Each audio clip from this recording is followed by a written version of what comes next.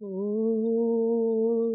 सहना भवतु सहनौ भुनक्तु सह वीर्यङ्करवावहै तेजस्विनावधीतमस्तु मा विद्विषावहै।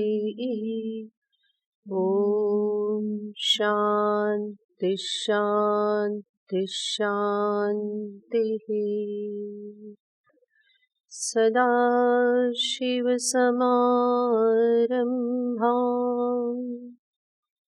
शङ्कराचार्यमध्यमाम् अस्मदाचार्यपर्यन्तां वन्दे गुरुपरम्पराम्।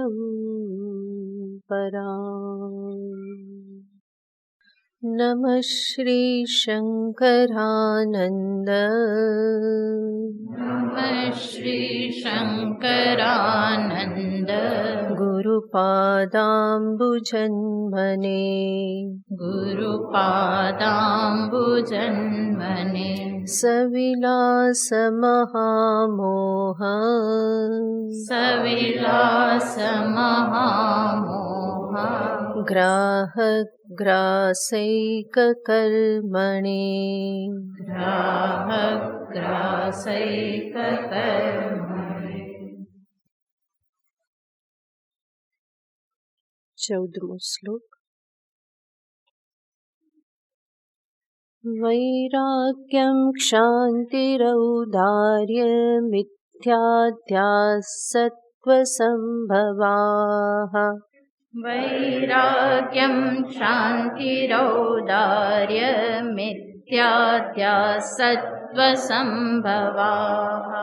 कामक्रोधो लोभयत्नावित्याद्याः रजसोत्थिताः कामक्रोधौ लोभयत्नाविद्याद्याः रजसोत्थिताः आलस्य भ्रान्तितन्द्राद्या विकारास्तमसोत्थिताः आलस्य भ्रान्तितन्द्राद्या विकारास्तमसोत्थिताः सात्विकैः पुण्यनिष्पत्तिः पापोत्पत्तिश्च राजसैः सात्विकैः पुण्यनिष्पत्तिः पापोत्पत्तिश्च राजसैः तामसेर्नो भयं किन्तु वृथायुक्षपणं भवेत् तामसेनो भयं किन्तु वृथायुक्षपणं भवेत् अत्राहं प्रत्ययी कर्तात्येवं लोकव्यवस्थितिः अत्राहं प्रत्ययी कर्तात्येवं लोकव्यवस्थितिः।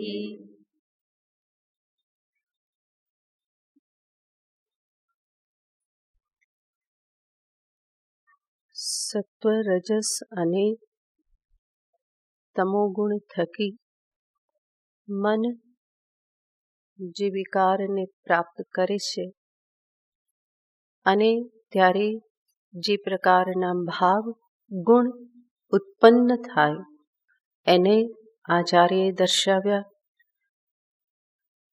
ક્ષાંતિ રૌદાર્ય આદિ સત્વપ્રભવ ગુણ, એવી જ રીતે રાજસ તામસ ગુણને લઈને,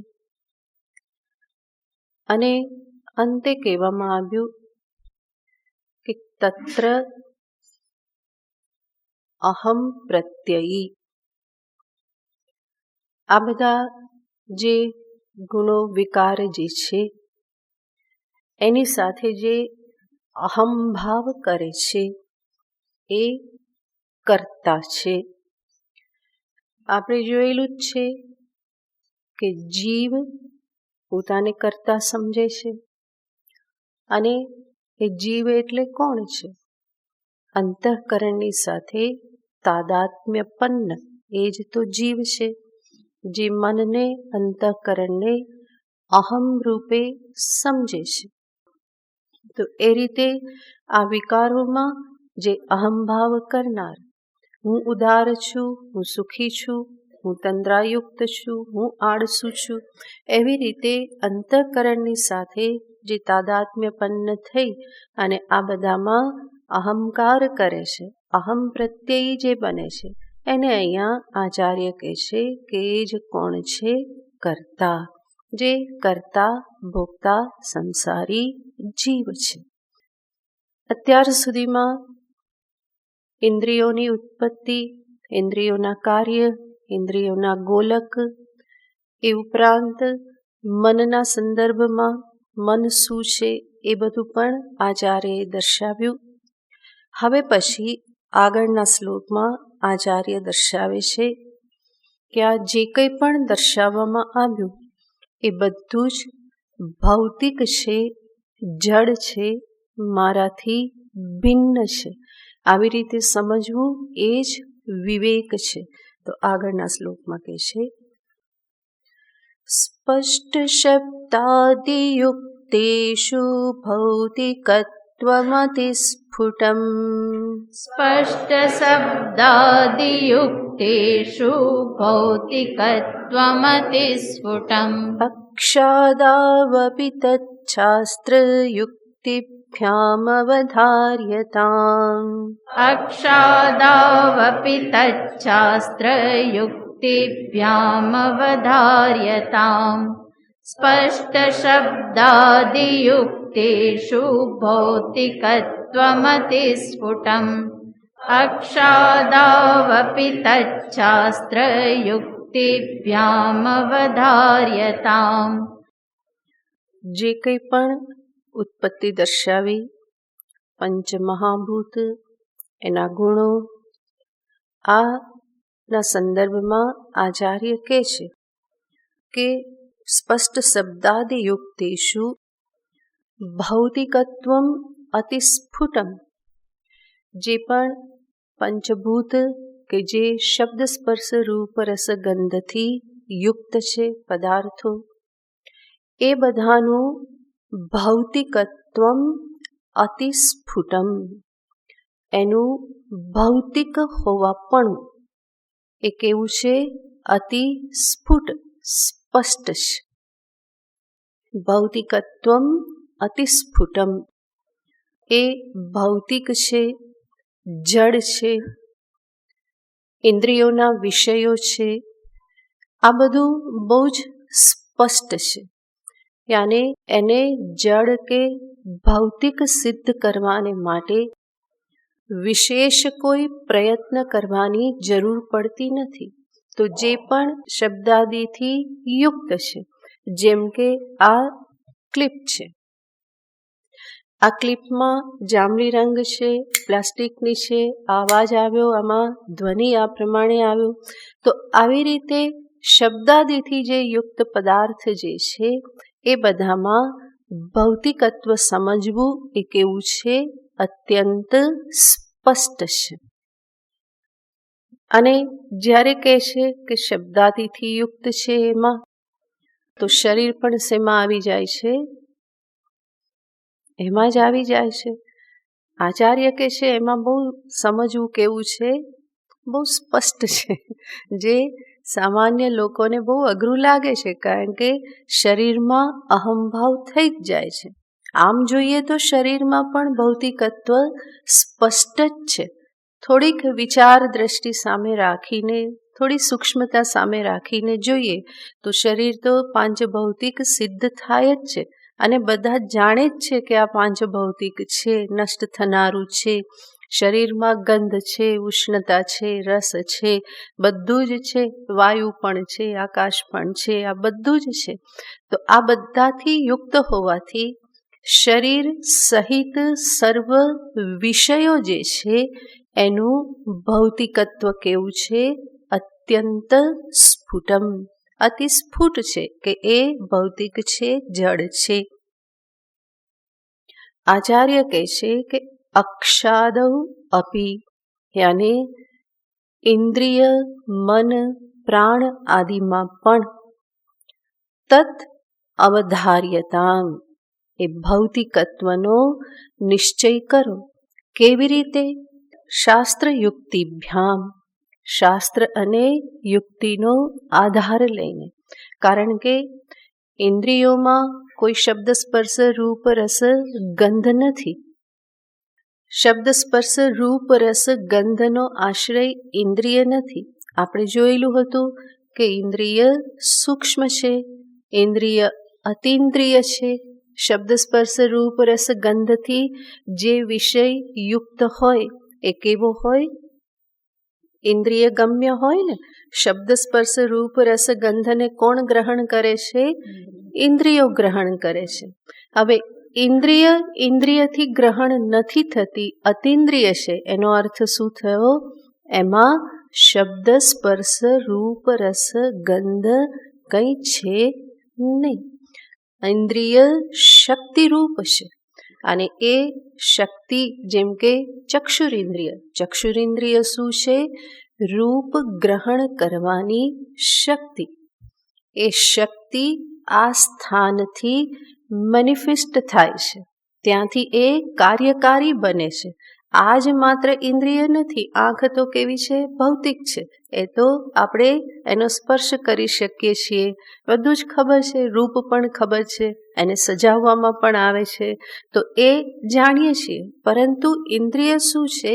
આ સ્થૂળ આંખ એ ઇન્દ્રિય નથી. આંખ એ ગોલક છે, એના સ્થાનમાં રહેલી શક્તિ જેના થકી રૂપનું ગ્રહણ થાય છે, એ શક્તિને ઇન્દ્રિય કહેવામાં આવે છે. એ ઇન્દ્રિય જે છે ચક્ષુરિન્દ્રિય, જેમાં રૂપ ગ્રહણ કરવાની શક્તિ, એ શક્તિને કોઈ રૂપ છે ખરું? એટલા માટે ચક્ષુરિન્દ્રિય જોઈ શકતી નથી. કારણ કે ઇન્દ્રિય કેવી છે? રૂપરહિત છે. ચક્ષુરિન્દ્રિય રૂપને જ ગ્રહણ કરે અને એ તો રૂપરહિત છે. આવી રીતે પ્રત્યેક ઇન્દ્રિય એ શક્તિ માત્ર છે અને જે શક્તિ માત્ર છે એમાં રૂપ રસ ગંધ સ્પર્શ કંઈ રહેલું નથી. અને એ 5 વિષય ન હોવાથી એને ગ્રહણ કરનારી ઇન્દ્રિય એ કેવી છે? આ વિષયોથી રહિત છે. અને એટલા માટે એનું ભૌતિકત્વ સ્ફુટ નથી, સ્પષ્ટ નથી. સ્પષ્ટ નથી એટલા માટે શું કરવું પડે? વિચાર કરવો પડે. યુક્તિપૂર્વક શાસ્ત્રનો આધાર લઈ ઇન્દ્રિયોમાં ભૌતિકત્વ સમજવા માટે આ શાસ્ત્ર અને યુક્તિનો આધાર લેવો પડે. મોટે ભાગે ઇન્દ્રિયોમાં અહંભાવ હોય જ છે, મમ ભાવ તરીકે પણ પ્રગટ થાય છે. પણ આંખ જુએ તો આપણે શું કહીએ છીએ? મેં જોયું. કાન સાંભળે તો આપણે શું કહીએ છીએ? મેં સાંભળ્યું. આ વધારે સ્પષ્ટ કરવા ક્યારેક આપણે કહીએ કે મારી સગી આંખે જોયું, મારા સગા કાને સાંભળ્યું. આવું આપણે ત્યાં મમત્વ કરી અને સ્પષ્ટ એ ઇન્દ્રિય થકી મેં ગ્રહણ કર્યું એવું આપણે ભારપૂર્વક કહીએ છીએ. પણ સામાન્ય રીતે આપણી સમજદારી શું છે? મેં ખાધું, મેં ચાખ્યું, મને ગંધ આવી, મેં સુગંધ લીધી, મેં જોયું, મેં સાંભળ્યું. તો આ રીતે એ અહમની સાથે જાણે કે એક થઈને જ રહે છે. માટે આચાર્ય કહેશે કે આ ઇન્દ્રિયોના સંદર્ભમાં પણ શાસ્ત્ર અને યુક્તિનો આધાર લઈ અને સમજી લેવું જોઈએ કે એ મારા સ્વરૂપમાં નથી. એ ઇન્દ્રિય પણ કેવી છે? ભૌતિક છે. કેવી રીતે નિશ્ચય થશે ભૌતિક છે? તો કે શાસ્ત્ર થકી અને યુક્તિ થકી. યુક્તિ તો આપણે જાણીએ જ છીએ કે ઇન્દ્રિય જે છે એના અનુસંધાનમાં વિચાર કરવામાં આવે તો કોઈની એક ઇન્દ્રિય નષ્ટ થઈ જવાથી એ નષ્ટ થઈ જતો નથી. એનો અર્થ શું થયો? કે એ ઇન્દ્રિય એનું સ્વરૂપ નથી, એ સ્વરૂપથી બહિર્ભૂત છે. આંખ કામ કરતી બંધ થઈ જાય કે કાને સંભળાતું બંધ થઈ જાય તો મારું અસ્તિત્વ મટી જતું નથી. એનો અર્થ શું થયો? મારા સ્વરૂપમાં ઇન્દ્રિયનો પ્રવેશ નથી. પહેલું તો આ. બીજી યુક્તિ છે કે જે ઇન્દ્રિયોની જે અવસ્થા જે છે એ અવસ્થાઓને હું સમજનારો છું. ઇન્દ્રિય સ્વયં પોતાની મંદ, પટુ આદિ અવસ્થાને સમજી શકતી નથી. મને એકદમ સરસ દેખાય છે, સરસ સંભળાય છે, હવે ઝાંખું દેખાય છે, બહુ સંભળાતું નથી. આ બધું ઇન્દ્રિય પોતે કહી શકતી નથી, પરંતુ ઇન્દ્રિયની આ અવસ્થાઓને અનુભવ કરનારો એવો જે હું એ આ બધી અવસ્થાને અનુભવે છે. એનાથી સિદ્ધ શું થયું કે હું ઇન્દ્રિયોની અવસ્થાને જાણનારો છું. અને જે કંઈ પણ જાણવાનો વિષય બને, અનુભવનો જે વિષય બને એ હું કેવું હોય? દૃશ્ય હોય, જડ હોય. તો આ યુક્તિઓ છે. એટલું જ નહીં, શાસ્ત્ર તો કે જ છે તારું સ્વરૂપ કેવું છે? નિરિન્દ્રિય. આત્મ સ્વરૂપને દર્શાવતા અતીન્દ્રિય, નિરિન્દ્રિય આવા શબ્દ વાપરવામાં આવે છે. અચક્ષુશ્રોત્રમ આત્મ સ્વરૂપને દર્શાવતા કહેવામાં આવે છે અચક્ષુશ્રોત્રમ, જેમાં ચક્ષુ નથી, શ્રોત્ર નથી, અપાણીપાદ જેના હાથ નથી, પગ નથી, એવું ચૈતન્ય સ્વરૂપ તું છે. તો આ રીતે શાસ્ત્ર તો કે છે કે આત્મ સ્વરૂપમાં ઇન્દ્રિયનો પ્રવેશ નથી. કર્મેન્દ્રિય, જ્ઞાનેન્દ્રિય કોઈનો પ્રવેશ નથી. અને એક સામાન્ય સિદ્ધાંત છે, ચૈતન્ય એક જ છે, જે આત્મ ચૈતન્ય અહમ, એના સિવાયનું બધું કેવું છે? જડ છે. બીજું ચેતન છે નહીં, ચૈતન્ય એક જ છે. તો ચેતન એક આત્મતત્વ, એના સિવાયનું બીજું બધું જ કેવું સિદ્ધ થાય છે? જડ, ભૌતિક સિદ્ધ થાય છે. તો ઇન્દ્રિયોના સંદર્ભમાં આ પ્રમાણે શાસ્ત્ર અને યુક્તિનો આધાર લઈ અને ઇન્દ્રિયોનું ભૌતિકત્વ કે જડત્વ જે છે એને સ્પષ્ટ કરી લેવું જોઈએ. કારણ કે એ શબ્દ સ્પર્શાદિથી યુક્ત નથી, માટે એનું ભૌતિક હોવું પણ એટલું સ્પષ્ટ નથી. તો જ્યાં સ્પષ્ટ ન હોય ત્યાં શું કરવું પડે? વધારે મહેનત કરીને સ્પષ્ટતા પ્રાપ્ત કરવી પડે. તો બુદ્ધિથી આ રીતે યુક્તિઓનો આધાર લઈ, શાસ્ત્રનો આધાર લઈ અને ઇન્દ્રિયોમાં ભૌતિકત્વનો નિર્ણય કરવો જોઈએ. ઇન્દ્રિય ઉપરાંત પ્રાણ પણ એ પ્રમાણે જ છે. પ્રાણને પણ જોઈ શકાતા નથી, સાંભળી શકાતા નથી. આપણે જે સાંભળીએ એ તો પ્રાણનો અવાજ નથી, એ યંત્રનો અવાજ છે. યંત્ર ખરાબ થયું તો સિસકારા બોલવા માંડે, અંદર શ્વાસ બધો ભરાવા લાગે ને અવાજ આવવા માંડે. તો એ યંત્રની ખરાબી એના કારણે છે. પણ સ્વયં જે પ્રાણ શક્તિ જે કહેવામાં આવે છે, બહારનો વાયુ બરાબર છે, એમાં શબ્દ છે, આકાશમાંથી ઉત્પન્ન થયેલ છે, શબ્દ છે. પણ પ્રાણ શક્તિ જેને કહેવામાં આવે કે જે પ્રાણ શક્તિ થકી કર્મ આદિ બધું સંભવ બને છે, એ પણ શક્તિરૂપ છે. એમાં પણ ભૌતિકત્વ નિશ્ચય કરવો રહ્યો. શાસ્ત્ર તો કહે છે આપોમય પ્રાણ. પ્રાણ જે છે એ કેવા છે? તો કે જલમય છે. એટલા માટે જ જો પાણી ન મળે તો પ્રાણ છટપટવા માંડે છે. ખાવાનું ના મળે તો ચાલે, પરંતુ પાણી તો જોઈએ. તો એ પાણીથી, જલથી પ્રાણને જીવન મળે છે. એનાથી શાસ્ત્ર કહે છે કે શું સિદ્ધ થાય છે? પ્રાણ પણ કેવા છે? ભૌતિક છે. મન એ પણ ઉત્પન્ન તો થયેલું છે સૂક્ષ્મ પંચ મહાભૂતમાંથી, અને એટલા માટે એ દ્રષ્ટિએ એ ભૌતિક છે જ. સમષ્ટિ સત્વંશમાંથી ઉત્પન્ન થયેલું છે, એટલા માટે મન પણ ભૌતિક તો છે જ. પણ મનની ભૌતિકતા એટલી સ્પષ્ટ થતી નથી. એના માટે પણ યુક્તિ અને શાસ્ત્રનો સહારો લઈ અને એ ભૌતિકતાને સ્પષ્ટ કરી લેવી જોઈએ. એમાં પણ યુક્તિ જે ઇન્દ્રિયના સંદર્ભમાં જોઈ એ જ યુક્તિ છે કે મનની અવસ્થાઓને હું જાણનારો છું.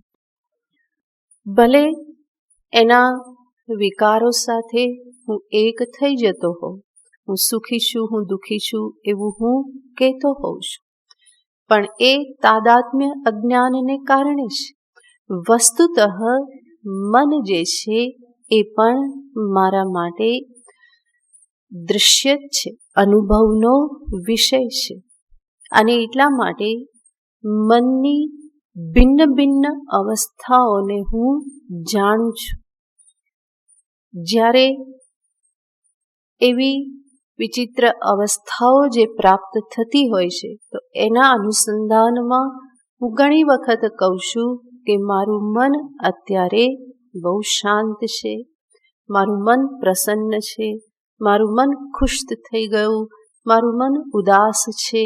આવી રીતે આપણે મારું શબ્દનો પ્રયોગ કરીએ તો મારું ક્યારે કહી શકાય?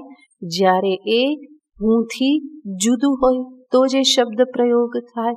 તો આવી રીતના પ્રયોગથી સિદ્ધ થાય છે કે મન એ મારા માટે જાણવાનો વિષય છે, દૃશ્ય છે, અનુભવનો વિષય છે. અને એટલા માટે એ કેવું સિદ્ધ થાય છે? ભૌતિક સિદ્ધ થાય છે. ભલે શબ્દ સ્પર્શ રૂપ રસ ગંધથી યુક્ત નથી, છતાં પણ મન કેવું સિદ્ધ થાય છે? દૃશ્ય, જડ, જાણવાનો વિષય, જ્ઞેય રૂપ સિદ્ધ થાય છે. એટલું જ નહીં, મનને પુષ્ટિ મળે છે અન્નથી. મનને પુષ્ટિ મળે છે અન્નથી. અન્નમયમ હિ સૌમ્ય મનઃ. મન કેવું છે? અન્નમય છે. ખાવાનું ના મળે તો કંઈ યાદ રહેતું નથી, બધું ભૂલાઈ જવાય છે. તમે જાણો જ છો, ઉપનિષદમાં આ નિરૂપણ આવે છે. મન અન્નથી પુષ્ટ થાય છે.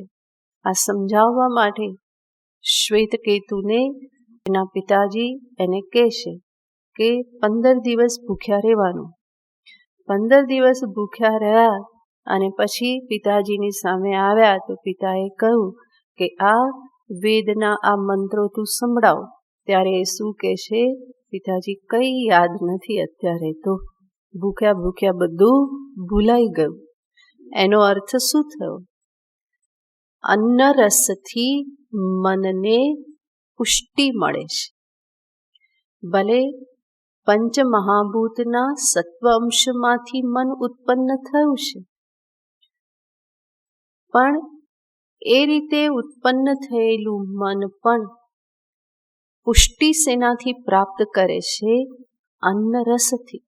આપણે જે અન્ન ખાઈએ છીએ એનો સ્થૂળ ભાગ જે છે એ તો નીકળી જાય છે. એના સૂક્ષ્મ રસોથી સમસ્ત શરીરને પોષણ મળે છે, અને એનાથી પણ સૂક્ષ્મતમ રસ જે છે એનાથી મનને પોષણ મળે છે. એટલા માટે જ વારંવાર કહેવામાં આવે છે કે જેવું અન્ન એવું મન. તો અન્ન રસથી મન પુષ્ટ થાય છે. એટલા માટે અન્ન ઉપર ધ્યાન આપવું જરૂરી બની જાય છે. કેવું અન્ન લેવું? તો આ બધા વાક્યોથી સિદ્ધ થાય છે કે મન પણ કેવું છે? અન્ન રસથી પુષ્ટ થતું હોવાથી એ પણ કેવું બની રહેશે? ભૌતિક.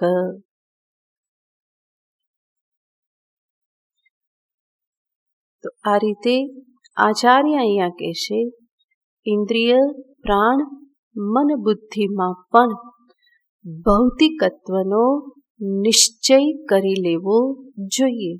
શાસ્ત્ર યુક્તિભ્યામ અવધાર્યતામ, અવધાર્યતામ યાને નિશ્ચય કરી લો, દ્રઢ નિશ્ચય થઈ જવો જોઈએ કે જેવી રીતે શરીર પાંચ ભૌતિક છે, બાહ્ય જગત જગતના વિષયો પાંચ ભૌતિક છે, એવી જ રીતે પ્રાણ મન બુદ્ધિ એ બધા પણ કેવા છે? ભૌતિક જ છે. તો એ રીતે શાસ્ત્ર અને યુક્તિ થકી એ બધામાં ભૌતિકત્વનો નિર્ણય થઈ જવો જોઈએ. એનો અર્થ જેમાં શબ્દ સ્પર્શ રૂપ રસ ગંધ છે એ તો ભૌતિક છે જ, પાંચ ભૂત એના ગુણો છે, શબ્દ સ્પર્શ રૂપ રસ ગંધ. તો એમાંથી જે કંઈ પણ ઉત્પન્ન થયું છે એ બધું કેવું છે? ભૌતિક છે. એ સ્પષ્ટ જ છે જ્યાં શબ્દાદિ ગુણ છે. પણ જ્યાં આવા પાંચ ગુણો નથી ત્યાં પણ શું નિર્ણય કરી લેવો જોઈએ? ભૌતિકત્વનો નિર્ણય કરી લેવો જોઈએ શાસ્ત્ર અને યુક્તિ થકી. હવે આટલું દર્શાવ્યા પછી ફરી આચાર્ય મૂળ જે ઉપનિષદ વાક્યને લઈ અને આ વિચાર જે પ્રારંભ થયો હતો, તમને ખ્યાલ હોય તો પ્રકરણના પ્રારંભમાં જ સત એક અદ્વિતીય આ જે શ્રુતિ જે છે એને લઈને પ્રકરણ પ્રારંભ થયો છે. પહેલો શ્લોક જુઓ.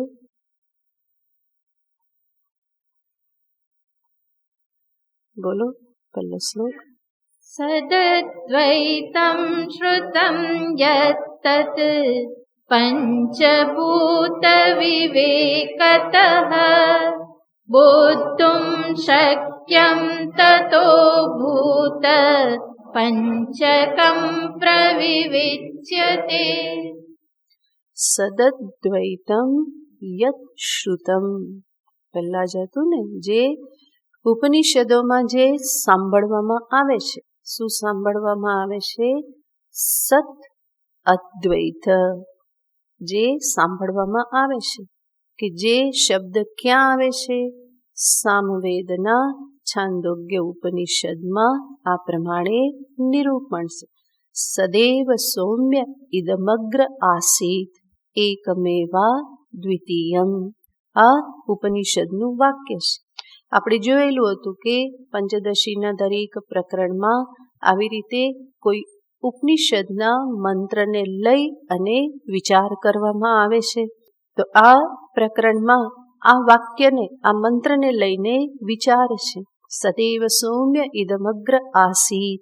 સત હે સૌમ્ય, ઇદમગ્ર આ સૃષ્ટિ પૂર્વે સત એક હતું. અને સત કેવું છે? એકમેવા દ્વિતીયમ, એક અદ્વિતીય જ એ સત્તત્વ છે. આ જે સત્તત્વનું નિરૂપણ છાંદોગ્ય ઉપનિષદમાં આ મંત્રમાં જે કરવામાં આવ્યું છે એ મંત્રનો વિસ્તાર જ આ પ્રકરણ છે. વિદ્યારણ્ય મુનિજી એ જ મંત્રના એક એક શબ્દ ઉપર વિચાર અહીંયા દર્શાવે છે. તો એને ફરી પકડી લેશે. ત્યાં જે કહ્યું હતું કે પંચભૂત વિવેકતઃ, તો એ પંચભૂતની ઉત્પત્તિ દર્શાવી, એના ગુણો દર્શાવ્યા, ઇન્દ્રિયની ઉત્પત્તિ એનું બધું દર્શાવ્યું, મનનું બધું દર્શાવ્યું. હવે ફરી એને જ પકડીને આગળ નિરૂપણ કરતા આચાર્ય કહેશે કે જે ઉપનિષદનો મંત્ર છે એ મંત્રમાં એક શબ્દ આવે છે ઇદમ શબ્દ. તો એ ઇદમ શબ્દ સદેવ સૌમ્ય ઇદમ અગ્રે આસી આવ્યો ને. ઇદમ શબ્દ સદૈવ સૌમ્ય ઇદમ અગ્રે આસીત. તો જે ઇદમ શબ્દ એમાં આવ્યો, ઇદમ યાને આ, એ ઇદમ શબ્દથી કોનું કોનું ગ્રહણ કરવાનું એનું આચાર્ય આગળના શ્લોકમાં નિરૂપણ કરે છે. એકાદશેન્દ્રિયૈર્યુક્ત્યા શાસ્ત્રેણાપ્યવગમ્યતે एकादशेन्द्रिये युक्त्या शास्त्रेणाप्यवगम्यते यावत् किञ्चित् भवेदेतदिदं शब्दोदितं जगत् यावत् किञ्चित् भवेदेतत् इदं शब्दोदितं जगत् यावत् किञ्चित् भवेदेतदिदं शब्दोदितं जगत् यावत् किञ्चित् भवेदेतदिदं शब्दोदितं जगत् एकादशेन्द्रिये युक्त्या शास्त्रेणाप्यवगम्यते यावत् किञ्चित् भवेदेतदिदं शब्दोदितं जगत् ઇદમ શબ્દથી જે કહેવામાં આવે છે એને આચાર્ય કહે છે એકાદશેન્દ્રિયૈ યુક્ત્યા શાસ્ત્રેણ અપી યાવત કિંચિત અવગમ્યતે જે કંઈ પણ ઇન્દ્રિયોથી જણાય યુક્તિથી જણાય અને શાસ્ત્રથી જેને જાણવામાં આવે છે એ બધું જ ઇદમ શબ્દોદિતમ જગત ભવે એ બધું જ શું છે ઇદમ શબ્દથી કહેવાતું ઇદમ શબ્દોદિતમ ઇદમ શબ્દથી કહેવાતું જગત ઇદમ શબ્દોદિતમ ભવેત આ બધું જગત જે છે એને કેવી રીતે કહેવાય છે ઇદમ શબ્દથી કહેવાય છે કયું જગત જેટલું ઇન્દ્રિયથી ગ્રહણ થાય છે જેટલું યુક્તિથી ગ્રહણ થાય છે અને જેટલું શાસ્ત્રથી ગ્રહણ થાય છે કંઈ બાકી રહેતું નથી કારણ કે આટલું જ છે જેનાથી બધું ગ્રહણ થાય છે 10 ઇન્દ્રિય અને 5 જ્ઞાનેન્દ્રિય 5 કર્મેન્દ્રિય આ સર્વથી જે કંઈ પણ ગ્રહણ થાય છે 5 જ્ઞાનેન્દ્રિયથી 5 જે શબ્દ સ્પર્શ રૂપ રસ ગંધ જ્યાં પણ છે એ ગ્રહણ થાય છે કર્મેન્દ્રિયથી જે કંઈ પણ ગ્રહણ થાય છે જે આદાન પ્રદાન થાય છે ગમનાદિ થાય છે ક્યાંક જઈને કંઈ પ્રાપ્ત કરો છો હાથથી ગ્રહણ કરો છો કે પછી વાગેન્દ્રિયથી જેને કહો છો આ બધું જ કેવું છે તો કે એ બધું જ જગત છે એટલું જ નહીં શાસ્ત્રે નાપી શાસ્ત્રથી પણ યુક્ત્યા ઇન્દ્રિયથી જે ગ્રહણ થાય છે યુક્તિથી ઇન્દ્રિયથી જે કહ્યું એનો અર્થ જે પ્રત્યક્ષ પ્રમાણથી ગ્રહણ થાય છે 5 જ્ઞાનેન્દ્રિયથી જે 5 જ્ઞાનેન્દ્રિય પ્રત્યક્ષ પ્રમાણ છે એટલું જ નહીં યુક્તિથી અનુમાન અર્થાપત્તિ અનુપલબ્ધિ આ બધા પ્રમાણ કેવા છે યુક્તિ રૂપ છે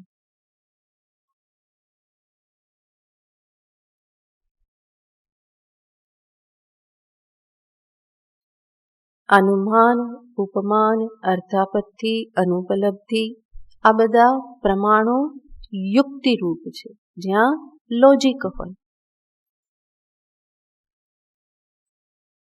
અને શાસ્ત્ર યાને શબ્દ પ્રમાણ તો મુખ્ય આ 3માં આવી જાય છે 6 પ્રમાણ જે છે એ 6 પ્રમાણ કેવા છે પ્રત્યક્ષ યુક્તિ અને શાસ્ત્ર રૂપ 6 પ્રમાણ કેવા છે પ્રત્યક્ષ, યુક્તિ અને શાસ્ત્રરૂપ. ઇન્દ્રિય પ્રત્યક્ષ, અનુમાન, ઉપમાન, અર્થાપત્તિ, અનુપલબ્ધિ આ યુક્તિરૂપ. યુક્તિ આને જ્યાં લોજિક છે. આ આમ છે કારણ કે આમ છે, જ્યાં જ્યાં આમ હોય ત્યાં ત્યાં આમ હોય, માટે આ આમ છે.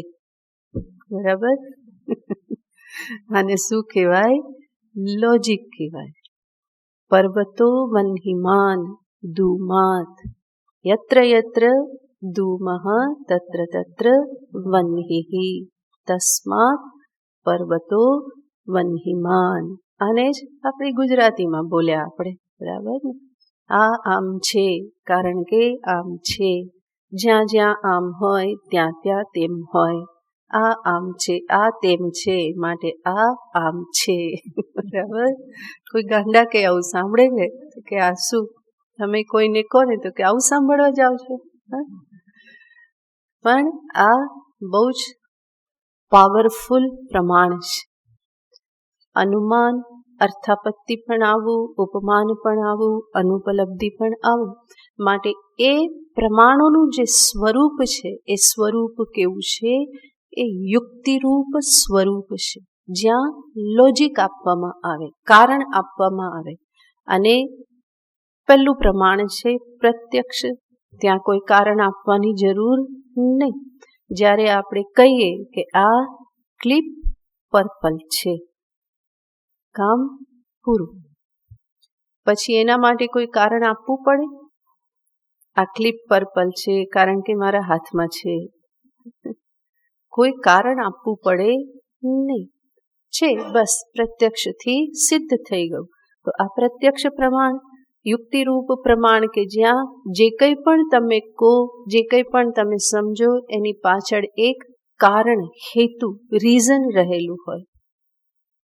અને છઠ્ઠું પ્રમાણ શબ્દ પ્રમાણ, જે પ્રત્યક્ષથી ગ્રહણ ન થાય, જે યુક્તિથી ન સમજી શકાય, એવા કેટલાક વિષયો કે જેના માટે પ્રમાણ શું છે?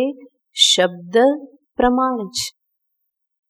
વ્યવહારિક શબ્દ તો છે જ, એ વિષયોને ગ્રહણ સમજવા માટે છે, પરંતુ શાસ્ત્રના શબ્દો પણ એવા વિષયો માટે પ્રમાણ છે કે જેને પ્રત્યક્ષથી જોઈ શકતા નથી અને જેને અનુમાન આદિથી પણ, યુક્તિથી પણ સમજી શકાતા નથી. પ્રત્યક્ષેણાનુમિત્યાવા યસ્તુપાયો ન બુધ્યતે, એનમ વિદંતિ વેદેન તસ્માત વેદસ્ય વેદતા. વેદના શબ્દો, વેદની વેદતા શેમાં છે? જેને પ્રત્યક્ષથી સમજી ના શકાય, જેને અનુમાનથી સમજી ન શકાય, એને જ્યારે શબ્દથી સમજવામાં આવે તો ત્યારે એ વેદના શબ્દો એના માટે પ્રમાણભૂત બની જાય. આવા વેદના શબ્દથી, શબ્દ પ્રમાણથી આપણે શું જાણીએ છીએ? સ્વર્ગ, નરક, પાપ, પુણ્ય, પુનર્જન્મ, પૂર્વજન્મ, ઈશ્વર, આ બધા વિશે આપણે શેનાથી જાણીએ છીએ? શાસ્ત્રથી જાણીએ છીએ. તો એ શાસ્ત્ર પ્રમાણ છે. અહીંયા કહેશે જે કંઈ પણ ઇન્દ્રિયોથી જણાય, જે યુક્તિથી જણાય અને જે શાસ્ત્રથી જણાય, યાવત કિંચિત, આ જે કંઈ પણ આ ત્રણેયથી ગ્રહણ થાય, એ બધું જ જગત કેવું છે? ઇદમ શબ્દોદિતમ ભવેત. આ બધું જ જગત કે જેને કેવી રીતે કહી શકાય છે? ઇદમ શબ્દથી એ કથિત થાય છે, જેને આ એવા શબ્દથી કહેવામાં આવે. સ્વર્ગ નર્કને પણ ત્યાં રહેનારા કેવી રીતે કે? આ સ્વર્ગ, જેવી રીતે આપણે અહીંયા કહીએ કે આ પૃથ્વી, આ મર્ત્યલોક, એવી જ રીતે ત્યાં રહેનારા એને કેવી રીતે કે? આ સ્વર્ગ. એવી જ રીતે ગ્રહણ કરતા હશે ને. ઇન્દ્ર શું કહેતા હશે? હું આ સ્વર્ગનો રાજા છું. તો આ સ્વર્ગ એ પણ એના માટે કેવું બની રહેશે? ઇદમ શબ્દોદિતમ છે. તો જે કંઈ પણ આ શબ્દથી ગ્રહણ થાય, આમાં તે પણ આવી જાય, બરાબર?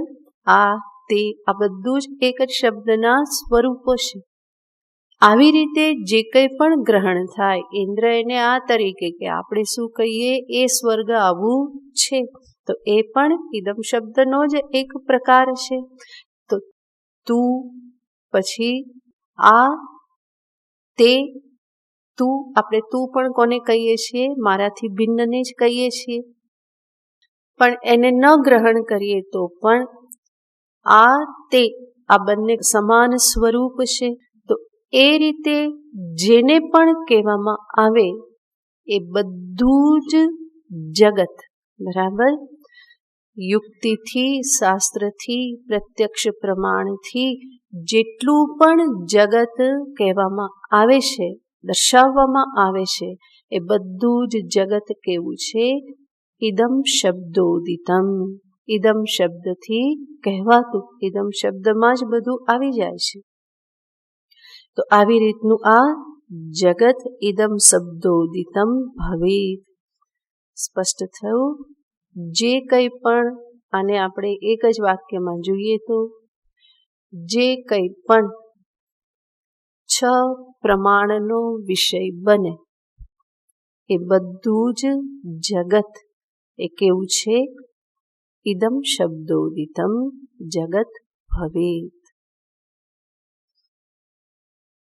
બરાબર? ષટ પ્રમાણ, જે કોઈ પણ પ્રમાણનો વિષય બને.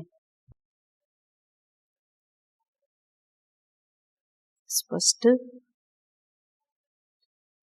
તમે કહેશો કે આત્મા તો છે ને શાસ્ત્રનો વિષય, ને કેટલાકની આંખો આમ થઈ ગઈ એટલે કે તો આત્મા તો શબ્દ પ્રમાણનો વિષય છે, પણ આત્મા તત્વને કે બ્રહ્મ તત્વને શબ્દ સીધો સ્પર્શ કરતા નથી. શબ્દ પણ શું કરે છે? અતદ્વ્યાવૃત્યાયમ ચકિતમ વિદત્તે શ્રુતિરપી. અતત, જે બ્રહ્મ નથી, જે આત્મા નથી, એનો નિષેધ કરીને ચૂપ થઈ જાય છે. આત્મા સુધી વેદના શબ્દ પણ પહોંચતા નથી. અને પહોંચે તો પણ શું કરવું પડે છે? લક્ષ્યાર્થ રૂપે. સીધા શબ્દ પહોંચ્યા ક્યારે કહેવાય? જેને વાચ્યાર્થ રૂપે દર્શાવે. તો લક્ષ્યાર્થ રૂપે દર્શાવે છે એવું કો, અથવા તો માત્ર જે બ્રહ્મ નથી એની નિવૃત્તિ માત્ર કરે છે, બ્રહ્મને દર્શાવતા નથી, ત્યાં સુધી જાતા નથી. એટલા માટે તો એ શબ્દાતીત છે, અવાંગ મનસ ગોચર કહેવામાં આવે છે. તો આ રીતે જે કંઈ પણ પ્રમાણનો વિષય બને, બ્રહ્મને આત્માને તો અપ્રમેય કહેવામાં આવે છે. જે કંઈ પણ પ્રમાણનો વિષય બને એ બધું કેવું છે? ઇદમ શબ્દથી ઉદિત છે, કથિત છે, કહેવાય છે, ગ્રહણ થાય છે, એને આ કહેવામાં આવે છે. આનાથી જ બહુ સિદ્ધ થઈ જાય છે કે જે કંઈ પણ આ છે એનાથી હું, કારણ કે મને તો આ કહેવાતો નથી, કહેવાય છે. આપણે કહીએ આ શરીર, પણ આ ચૈતન્ય એવું કહેવાય છે. શબ્દ ભલે બોલી નાખીએ પણ એનો કોઈ મિનિંગ નહીં રહે.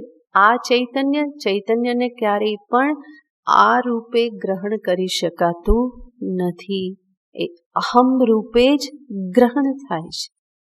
તો એક ચૈતન્યને છોડી બીજું બધું જ જગત એ કેવું છે?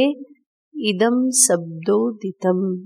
માટે જ બ્રહ્મસૂત્ર ભાષ્યનો પ્રારંભ કરતા આચાર્ય કહે છે, યુષ્મત અસ્મત પ્રત્યય. યુષ્મત પ્રત્યય યાને તે, અસ્મત યાને હું. આ જ બે વિભાગ છે. તો એ રીતે અહીંયા આચાર્ય સમજાવે છે કે આ બધું જ જગત ઇદમ શબ્દથી કહેવામાં આવે છે. ઓકે, હવે જે પણ છાંદોગ્ય શ્રુતિ કઈ છે? છાંદોગ્ય શ્રુતિ હા, હું બોલાવું, તમે બોલજો એટલે પાક્કું થઈ જાય. બરાબર? કારણ કે આ જ આખા પ્રકરણમાં આવવાનું છે. સદૈવ સૌમ્ય ઇદમગ્ર આસીત. સદૈવ સૌમ્ય ઇદમગ્ર આસીત. સદૈવ સૌમ્ય ઇદમગ્ર આસીત. સદૈવ સૌમ્ય ઇદમગ્ર આસીત. સદૈવ સૌમ્ય ઇદમગ્ર આસીત. સદૈવ સૌમ્ય ઇદમગ્ર આસીત. એકમેવાદ્વિતીયમ. એકમેવાદ્વિતીયમ. એકમેવાદ્વિતીયમ. એકમેવાદ્વિતીયમ. એકમેવાદ્વિતીયમ. એકમેવાદ્વિતીયમ. સદૈવ સૌમ્ય ઇદમગ્ર આસીત. એકમેવાદ્વિતીયમ. સદૈવ સૌમ્ય ઇદમગ્ર આસીત. એકમેવાદ્વિતીયમ. સદૈવ સૌમ્ય ઇદમગ્ર આસીત. એકમેવાદ્વિતીયમ. સદૈવ સૌમ્ય ઇદમગ્ર આસીત. એકમેવાદ્વિતીયમ. આ વાક્ય હંમેશા યાદ રાખવાનું છે, કારણ કે એના જ શબ્દનો વિચાર આવશે. ઓકે, હવે આ જે ઉપનિષદ વચન છે એને આચાર્ય પોતાના શબ્દમાં દર્શાવે છે. સદૈવ સૌમ્ય ઇદમગ્ર આસીત એકમેવાદ્વિતીયમ. એને આચાર્ય પોતાના શબ્દમાં દર્શાવે છે. આગળનો શ્લોક. ઇદમ સર્વં પુરા સૃષ્ટેરેકમેવાદ્વિતીયકમ. ઇદં સર્વં પુરા સૃષ્ટેરેકમેવાદ્વિતીયકમ. સદેવાસીન્નામ રૂપે નાસ્તામ ઇત્યારુણિર્વચઃ. સદેવાસીન્નામ રૂપે નાસ્તામિત્યારુણિર્વચઃ. ઇદં સર્વં પુરા સૃષ્ટેરેકમેવાદ્વિતીયકમ. સદેવાસીન્નામ રૂપે નાસ્તામિત્યારુણિર્વચઃ. ઇદમ સર્વં સૃષ્ટેઃ પુરા એકમેવાદ્વિતીયકમ સત એવ આસીત. ઇદમ સર્વમ, જે કંઈ પણ આ જગત છે એ સૃષ્ટેઃ પુરા, સૃષ્ટિની પૂર્વે, યાને સૃષ્ટિ ઉત્પન્ન થઈ, આ સૃષ્ટિ જગત થયું, સર્જન થયું એની પૂર્વે એ શું હતું? એકમેવાદ્વિતીયકમ સત એવ આસીત.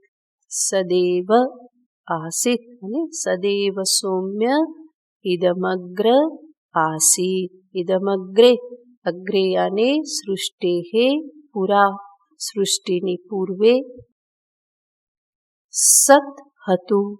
કેવું સત હતું?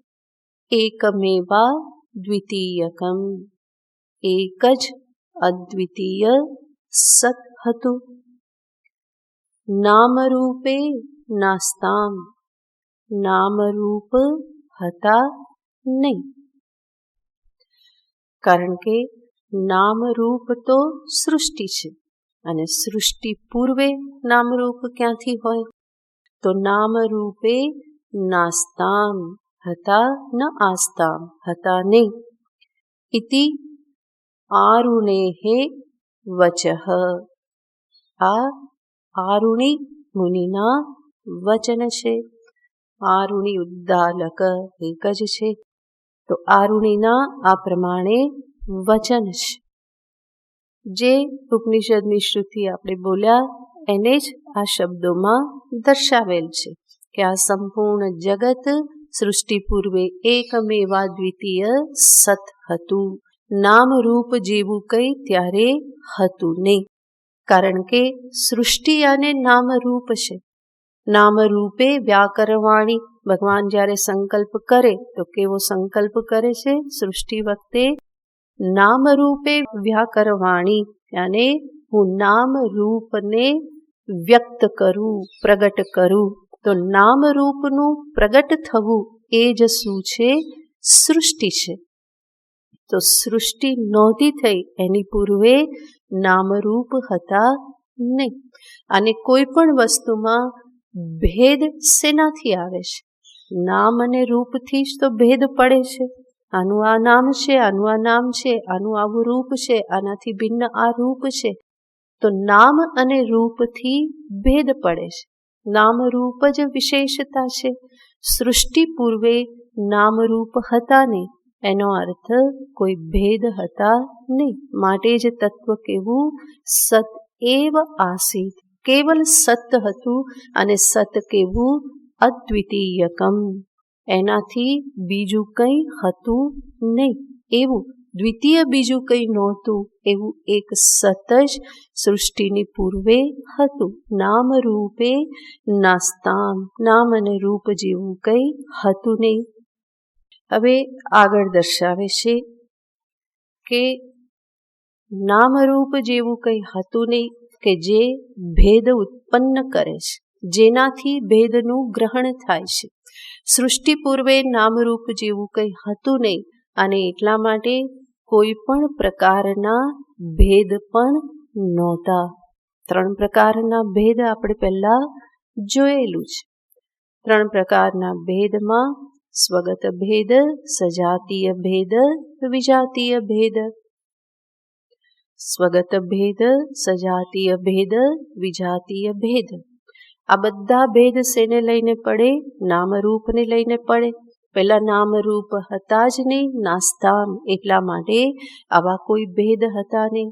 અને એ સંપૂર્ણ સત્તત્વને નિર્ભેદ દર્શાવવાને માટે 3 પ્રકારના ભેદથી એ રહિત છે એવું દર્શાવવાને માટે પહેલા કહી તો દીધું કે સત જ હતું, સદૈવ ઇદમગ્ર આસિત, એક સત્તત્વ જ હતું. પણ એ સત્તત્વને સંપૂર્ણ નિર્ભેદ દર્શાવવાને માટે ફરી ઉપનિષદ કહેશે એકમેવા દ્વિતીયમ, એ કેવું હતું? એક જ અદ્વિતીય હતું. તો એ 3 પ્રકારના ભેદની નિવૃત્તિને માટે કહેશે. તો એ દર્શાવવાને માટે પહેલા 3 પ્રકારના ભેદ કહેશે, અને પછી ત્રણેયની નિવૃત્તિ કેવી રીતે થાય છે એને કહેશે. આગળ કહેશે વૃક્ષસ્ય સ્વગતો ભેદ પત્ર પુષ્પ ફલાદિભિઃ. વૃક્ષસ્ય સ્વગતો ભેદ પત્ર પુષ્પ ફલાદિભિઃ. વૃક્ષાંતરાત્ સજાતીયો વિજાતીયશિલાદિતઃ. વૃક્ષાંતરાત્ સજાતીયો વિજાતીયશિલાદિતઃ. વૃક્ષસ્ય સ્વગતો ભેદ પત્ર પુષ્પ ફલાદિભિઃ. વૃક્ષાંતરાત્ સજાતીયો વિજાતીયશિલાદિતઃ. તમે જાણો જ છો ને, પહેલા વાત થયેલી જ છે. વૃક્ષમાં બતાવે છે કે કેવી રીતે વૃક્ષમાં 3 પ્રકારના ભેદ હોય છે. તો વૃક્ષમાં સ્વગત ભેદ, સ્વગત યાને એના સ્વરૂપમાં જ જે ભેદ છે, એના અંગોને લઈને અંગ અંગી હોય ત્યારે સ્વગત ભેદ હોય.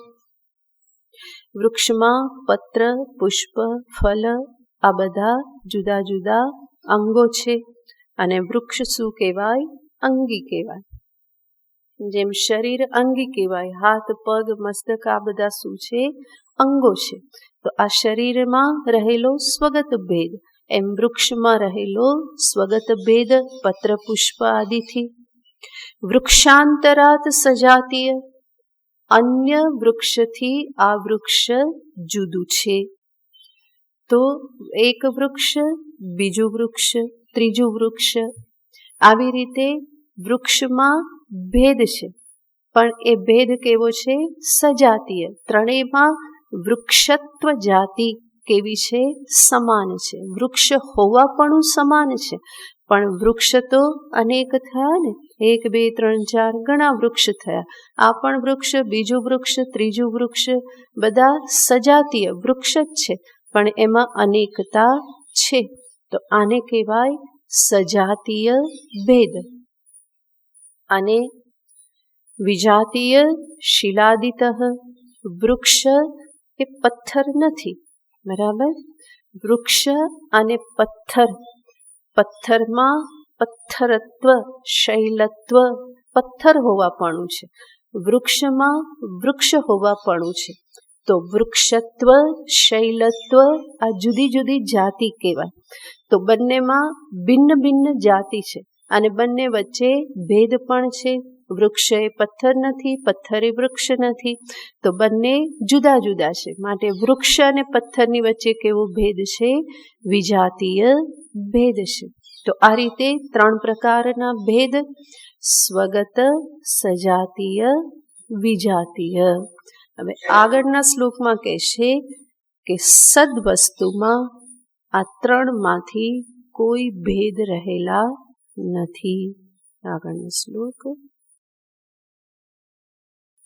તથા સત્વસ્તુનો ભેદ ત્રયં પ્રાપ્તં નિવાર્યતે.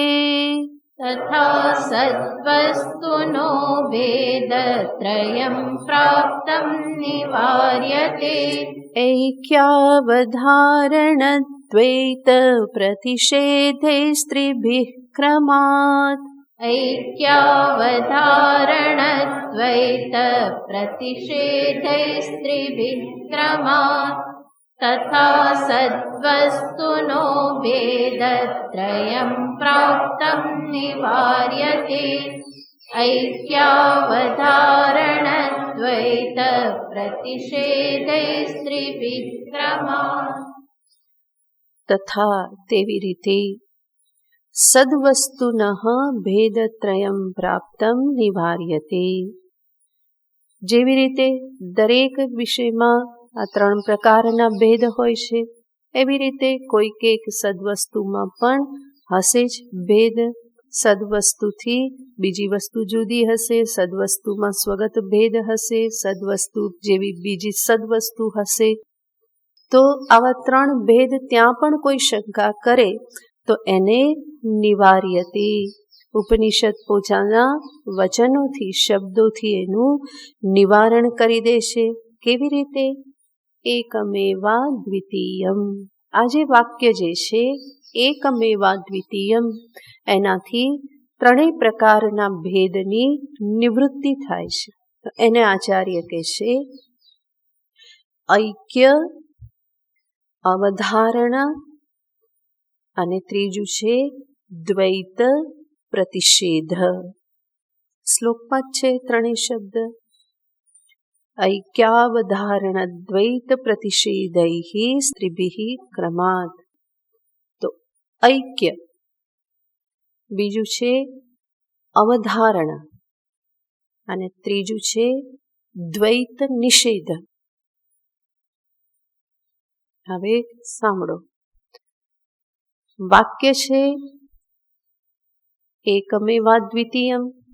આમાં 3 શબ્દ છે એકમ, એવ, અદ્વિતીયમ. બરાબર? એકમ એ છે ઐક્ય, એવ એ છે અવધારણ, એવકાર આમ જ, એક જ. આપણે જે જ કહીએ ને ગુજરાતીમાં, આવું જ છે, આમ જ છે, એક જ છે. આ જ એને સંસ્કૃતમાં એવ શબ્દથી કહેવાય. અને એ શું કરે? અવધારણે, અને પક્કું બતાવે, નિશ્ચય બતાવે, આમ જ. આપણે કહીએ કે આ જાંબલી જ છે, એનો અર્થ શું?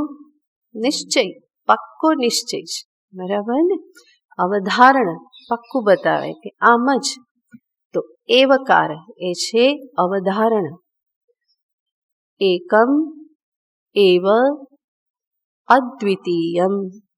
અદ્વિતીયમ એનો અર્થ ન દ્વિતીયમ અદ્વિતીયમ, જેમાં દ્વિતીય, યસ્મિન દ્વિતીયમ ન વિદ્યતે, યસ્માત દ્વિતીયમ ન વિદ્યતે, જેમાં દ્વિતીય નથી, જેના પછી કોઈ બીજું દ્વિતીય નથી, યાને દ્વૈત પ્રતિષેધ. અદ્વિતીય શબ્દથી શું થાય છે? દ્વૈતનો પ્રતિષેધ થાય છે. બરાબર? 3 શબ્દો થયા. એકમ એવ અદ્વિતીય. એકમ એ છે, શ્લોકમાં લખ્યું છે ઐક્ય. એવકાર્યાને અવધારણ અને અદ્વિતીયમ યાને દ્વૈત નિષેધ. બરાબર? એકમેવા દ્વિતીયમ. હવે આ જે ઐક્ય, અવધારણ, દ્વૈત નિષેધ, એનાથી શું થાય છે? ઐક્ય શબ્દથી, એક એ શબ્દથી સ્વગત ભેદની નિવૃત્તિ થાય છે. સ્વરૂપ કેવું છે? એક. સ્વરૂપમાં કોઈ અંગ અંગી સંબંધ ધરાવનાર કોઈ અવયવ આદિ, અંશ આદિ કંઈ છે નહીં. જેવી રીતે વૃક્ષમાં પત્ર પુષ્પ ફળ છે, એવી રીતે સત્તત્વમાં કોઈ એવા ભેદ નથી. સત્તત્વ એક છે. બરાબર? તો ઐક્ય, આ એક શબ્દથી શું થયું? સ્વગત ભેદની નિવૃત્તિ થઈ, કે એક રૂપ જ છે, એક છે. પછી અવધારણ, એકમ એવ, એ એક જ છે. આનાથી શું થાય છે? સજાતીય ભેદની નિવૃત્તિ. સત એક જ છે, એકમેવ. જેવી રીતે વૃક્ષ એક નથી, 1, 2, 3 વૃક્ષ સજાતીય, એક વૃક્ષ પછી એના જેવું જ બીજું વૃક્ષ છે, તો એ એક નથી. ત્યાં શું છે? સજાતીય ભેદ છે. પણ સત્તત્વ જેવું બીજું સત્તત્વ નથી.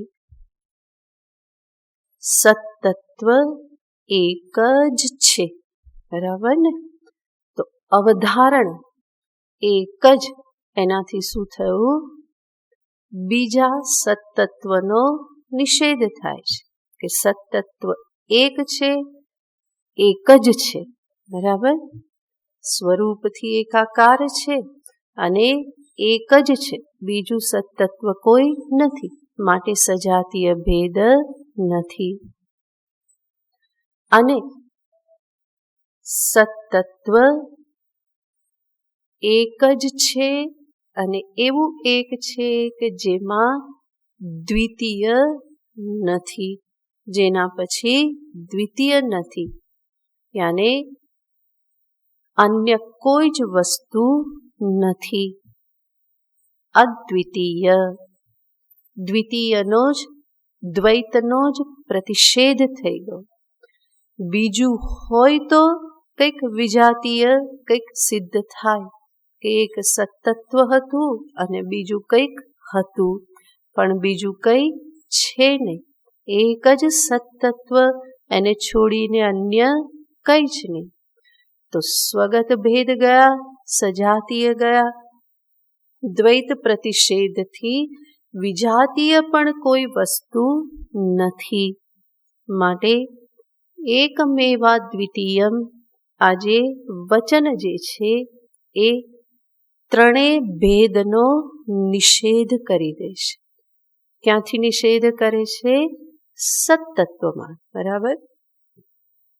તો જુઓ શ્લોક. તથા સદવસ્તુનો ભેદત્રયમ પ્રાપ્તમ નિવાર્યતે. જેવી રીતે વૃક્ષાદિમાં ભેદત્રય છે, એવી રીતે કોઈ કે સત્તત્વમાં પણ હોય તો એનો નિવારણ કરવામાં આવે છે. કેવી રીતે? ઐક્ય, અવધારણ, દ્વૈત પ્રતિષેધૈ ત્રિભિ. આ 3 રીતે, 3 પ્રકારના ભેદનો નિષેધ કરવામાં આવે છે. ત્યાંને સત્તત્વ કેવું છે? એક, અખંડ અદ્વિતીય નિર્ભેદ અભેદ તત્વ. તો આ રીતે અહીંયા સુધી આચાર્યએ શ્લોકાર્થ મંત્રાર્થ દર્શાવ્યો. સદૈવ સૌમ્યદમગ્ર આસીત, સૃષ્ટિ પૂર્વે કેવલ સત હતું અને એ સત કેવું હતું? ત્રણેય પ્રકારના ભેદથી રહિત એકમેવા દ્વિતીયમ. આ મંત્રાર્થ દર્શાવ્યો. હવે આના ઉપર જે કંઈ પણ શંકા કરવામાં આવે એ શંકા અને એનું સમાધાન આગળ ચાલશે, જેને આપણે પછી જોઈશું. ઓમ પૂર્ણમદ પૂર્ણમિદં પૂર્ણાત પૂર્ણમુદચ્યતે પૂર્ણસ્ય પૂર્ણમાદાય પૂર્ણમેવાવશિષ્યતે. ઓમ શાંતિ શાંતિ શાંતિ. હરિ ઓમ. શ્રી ગુરુભ્યો નમઃ. હરિ ઓમ.